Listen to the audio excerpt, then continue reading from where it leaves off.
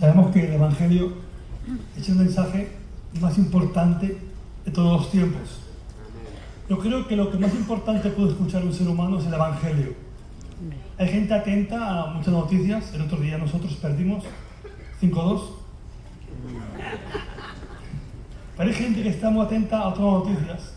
Pero yo creo que la noticia más importante, que nunca cambia, es el Evangelio. Amén. Yo siempre digo, cuando predico, una de las cosas que digo, que lo más importante que hacemos los predicadores es lo que leemos.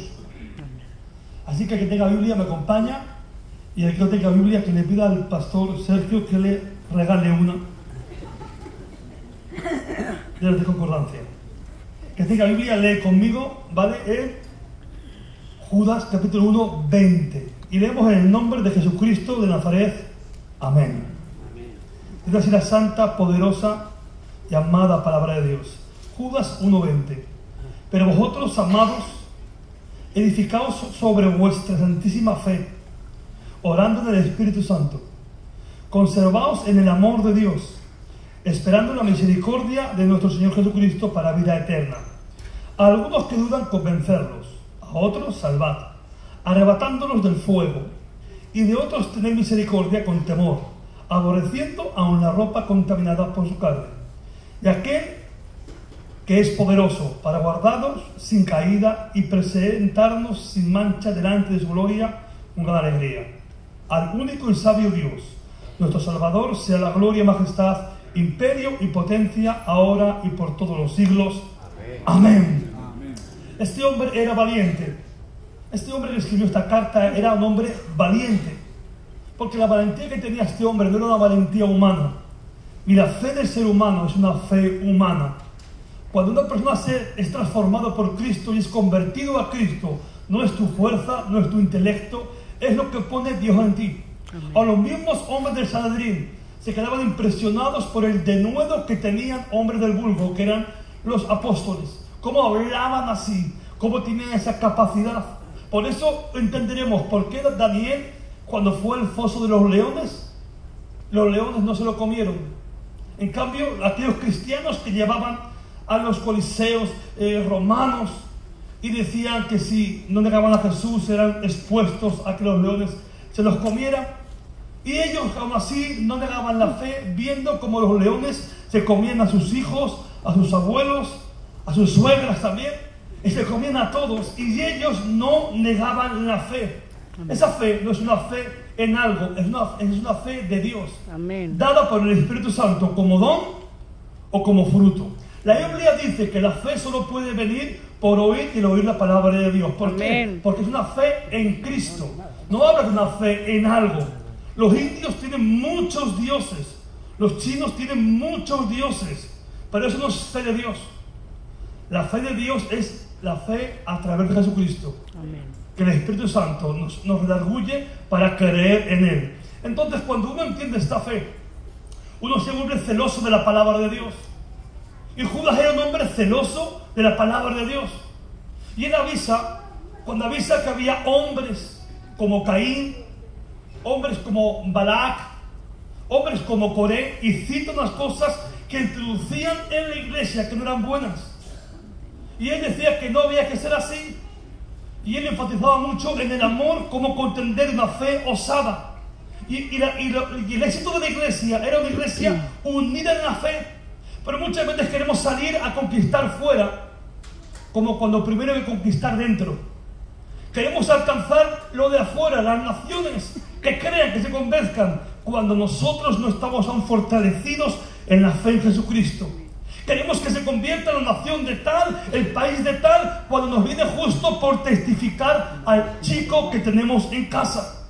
Y me dirás, Pastor Daniel, ¿y qué mensaje puedo predicar? La gente es extraña, la gente es muy moderna, hay muchos mensajes raros por internet. ¿Qué le puedo predicar? ¿Qué puedo hacer? Y intentaremos quizá como adornar el Evangelio, como adornar la palabra. Pero fíjate que cuando Salomón se queda mirando a la Sulamita, le dice: qué hermosas son tus mejillas entre tus pendientes. Seguía enamorado de ella, no del adorno. ¿Sabes qué evangelio tienes que predicar? Y te va a gustar mucho esta palabra. Le he dicho varias veces, hoy la repito. Predica el evangelio que te convirtió a ti. Amén. De la misma forma que a ti te predicaron y fuiste sellado y fuiste convencido, es suficiente ese evangelio. Amén. No hace falta nada más. Es el mismo. Cuando nosotros intentamos contender, pelear en la fe, interior y exteriormente, tenemos que ver dentro, porque los apóstoles tuvieron sus palabras para formar esa iglesia, porque la Biblia dice que afuera nosotros somos la luz del mundo, somos la sal de la tierra, somos columna y baluarte de la verdad, somos la espada, la esposa, la paloma de nuestro Señor Jesucristo. Amén. Eso es lo que tenemos que reflejar fuera. Pero sabes que hay gente fuera que, aunque no tengan los dioses que tienen los indios, sabemos que los indios allí pues en la India, digo la India, no los yanquis, en la India, sabemos que a una rata la adoran, a cualquier cosita le hacen en una adoración, y lo vemos absurdo.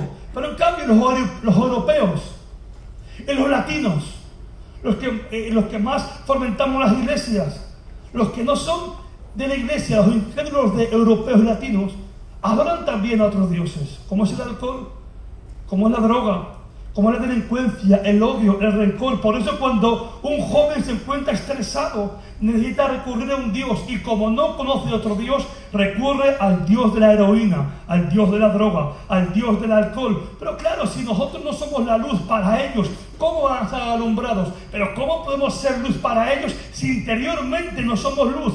Nos habla la palabra de cuidar con las divisiones, cuidar con los hombres amadores de sí mismos. Nos hablaba de los, por ejemplo, del concilio de Nicea. No hablamos de eso, hablamos de hombres amadores de sí mismos, hablamos de hombres como Coré, divisores, hombres con rencor y odio como Caín.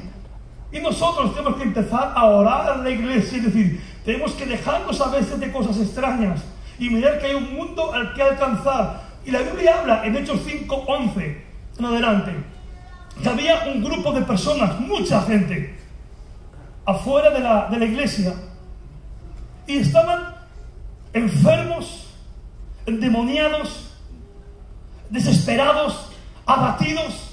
Hablan que sacaban a los enfermos a las calles a ver si la iglesia salía y pasaba por al lado de ellos y ocurrían cosas. Estaban desesperados. Pero ¿sabes qué pasa?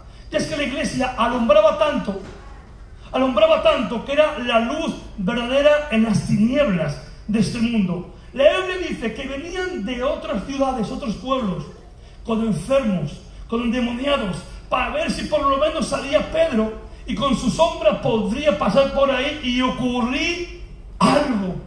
La pregunta nuestra, el interés nuestro, ¿para qué? Yo te pregunto, ¿para qué crees que tienes que tener fe?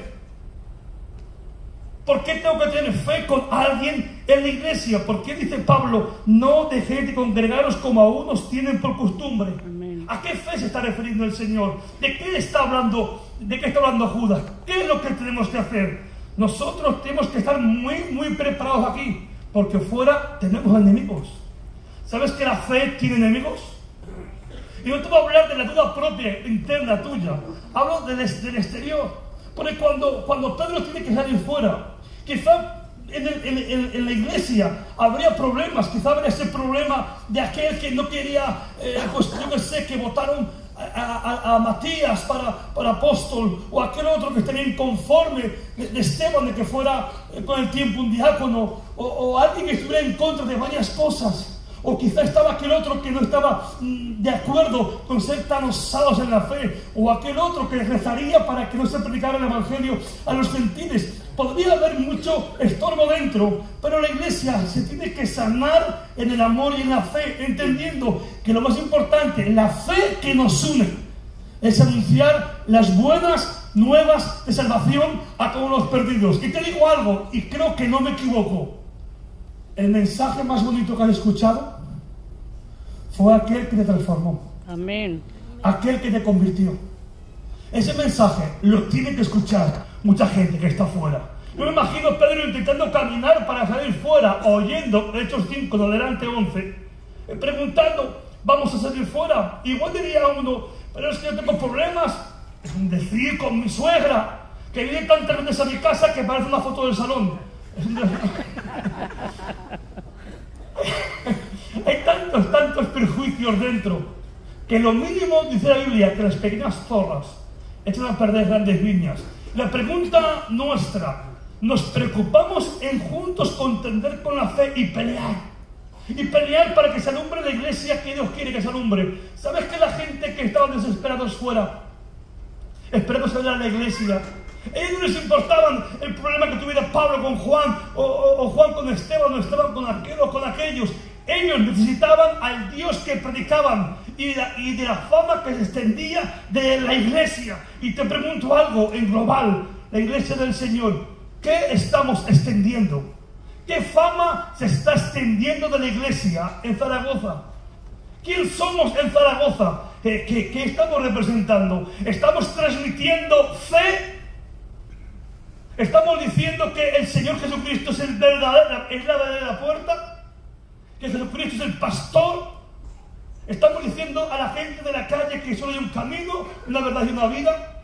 ¿Sabes cuando se enfrentan Moisés y Aarón con el faraón? Él tiene 2 secuaces, Janes y Jambres, eran 2 hechiceros que tenían poder.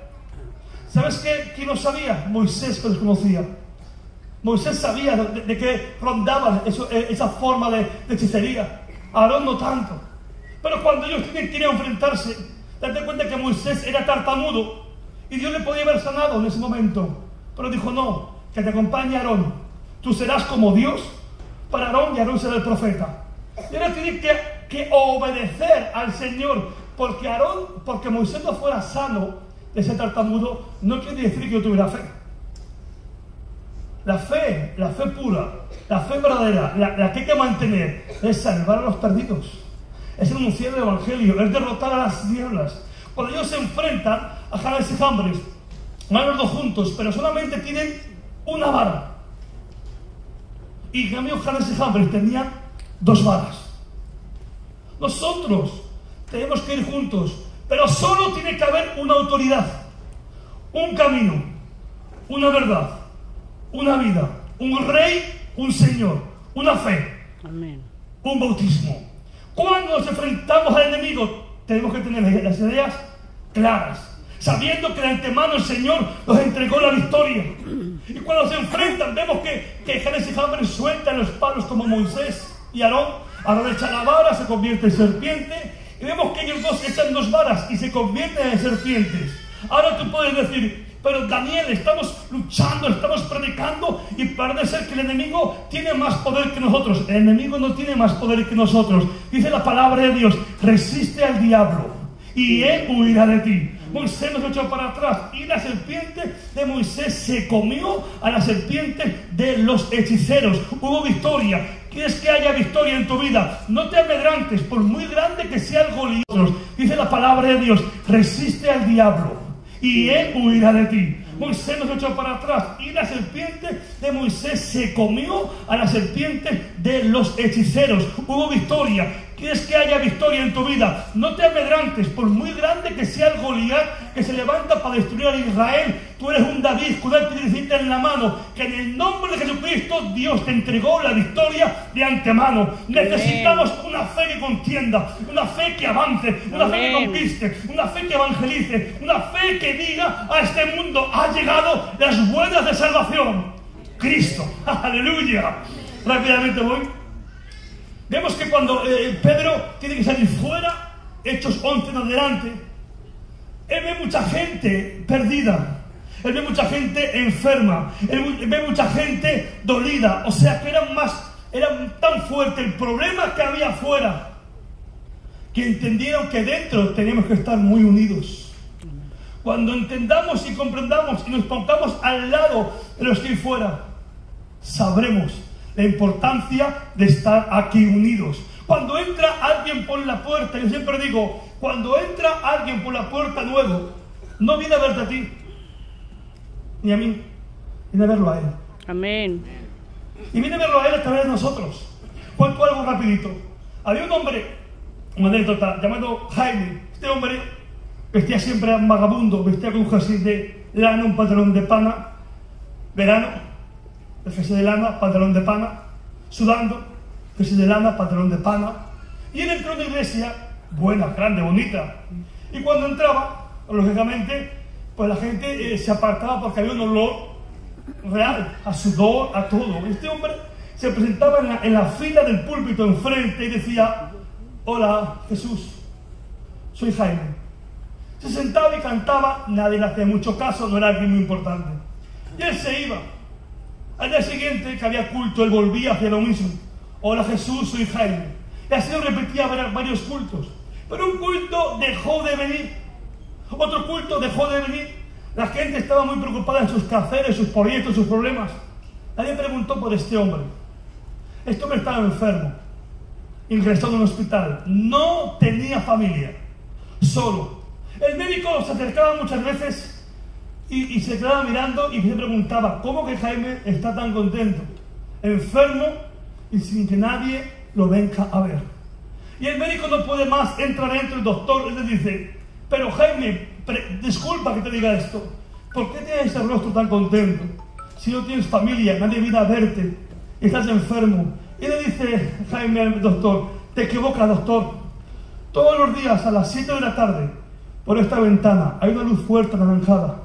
Y un ser vestido de blanco entra a la habitación y me dice: hola, Jaime, soy Jesús. Amén. No le importaba a él que lo despreciaran en la iglesia, no le importaba que no lo miraran, porque él no venía a ver a los miembros, venía a ver a Jesús. Amén. Hermanos, la gente necesita ver a Jesús. Tenemos que contender en la fe, unidos, y vamos a poner a decir: queremos ser la luz de Zaragoza. ¿Cómo? La pregunta que hago, y ya cierro para hablar rápido. La pregunta que yo hago: ¿cómo estamos alumbrando? ¿Cómo estamos alumbrando? ¿Cómo estás alumbrando? ¿Sabes que muchas veces viene una persona nueva a la iglesia y está el típico de turno que le abraza y le dice: el pastor no me gusta nada, ya verás. Ese que canta en el coro está envanecido. Ese que entra por la puerta es el enchufado del pastor. Y dejo de transmitir el evangelio, transmiten la división, la discordia. Pero el Señor, es cierto, esto pasa en las iglesias. Pero el Señor quiere hoy una iglesia seria. Amén. Como el libro de los Hechos. Una iglesia que alumbre del Señor. No digas: yo no sé si Dios va a hacer la obra, si Dios no la va a hacer. Tú preocúpate de lo que Dios te ha dicho. Predica a un Cristo resucitado. Habla del perdón de pecados. No te preocupes por lo que nos pase fuera, porque la Biblia dice: cuando ellos lo hicieron, Pedro pasaba y había gente sanada, gente liberada. Pero lo fuerte es que cuando se enteraron los saduceos y se enteró el Sanedrín, fueron a por ellos, porque les molestaban, y malos saduceos, que hablaran de la resurrección cuando ellos no querían en ellos. Ellos eran los ricos de aquel tiempo y no querían que hablaran de la resurrección, y los metieron presos. Cuando prediques la verdad, cuando hables de la verdad, tendrás problemas con el mundo. Porque el mundo extirpa a la iglesia. El mundo, la iglesia no le encaja, la extirpa. No puede haber comunión con la luz de las tinieblas. Nosotros no somos amigos del mundo, somos rescatadores de las almas perdidas en un mundo perdido. Y cuando los meten presos, ellos siguen siendo íntegros a Dios. Y es verdad que pasarás por momentos difíciles. Quizá cuando hablas del evangelio, en tu misma casa habrá gente que les molestas, amigos que te quiten en el habla. En los colegios los niños tendrán problemas con los amigos, pero sigan contendiendo con la fe. La Biblia dice que Dios envió un ángel y sacó a Pedro y a Juan de aquel lugar. Dios tiene el control. Amén. Cuando uno va en el camino correcto, que es Cristo, cuando uno anuncia la verdad del evangelio, Dios tiene el control. Amén. Yo te invito a que te unas conmigo en la fe en Jesucristo, la fe de Dios dada por el Espíritu Santo, por oír a la palabra de Dios, y vayamos a este mundo a decir: somos salvos, somos bendecidos, en Cristo hay esperanza. Hay un salmo que dice la Biblia que el Señor nos guiará aún más allá de la muerte. O sea, no estamos hablando solo de sanidad literal, no hablamos de una fe para conquistar una casa, un piso. Hablamos una fe en Cristo Jesús. Dios quiere que el hombre vuelva a Él, y nosotros somos a los que Dios confió el evangelio. Así que la persona que está a tu lado, es alguien escogido por Dios para anunciar las buenas nuevas de salvación a un mundo perdido. Amén. Sin más, que Dios les bendiga.